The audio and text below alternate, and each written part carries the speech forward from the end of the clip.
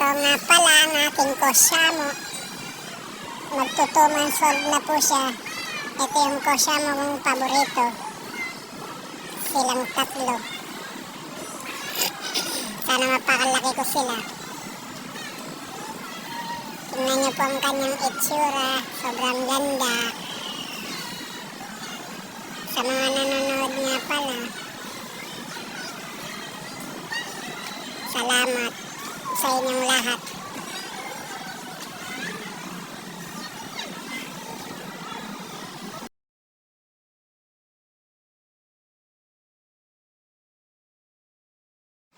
At yan po ang kanyang kapatid.